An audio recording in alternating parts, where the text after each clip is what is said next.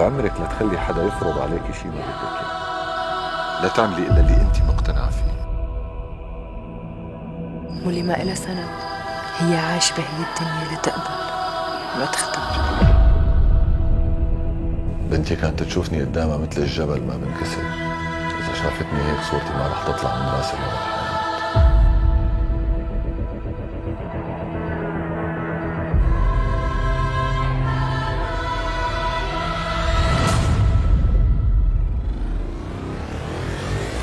بنته لمراد شو بده يطلع منا يعني؟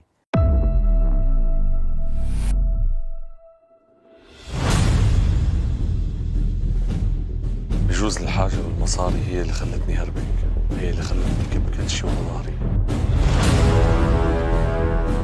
أبوكم مو نحن اللي قتلناه، أبوكم لسانه اللي قتل.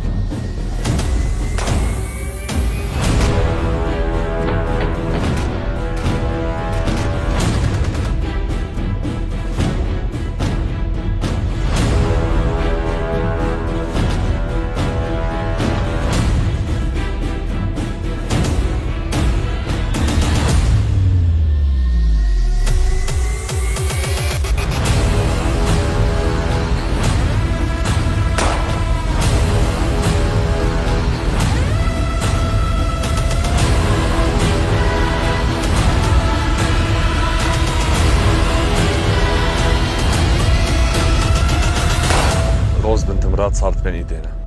أنا حياتي ما عاد فرقت معي، وماني خايفة لا من الخانم ولا من غيره. كل اللي هاممني هو أخي نوح وسلامته.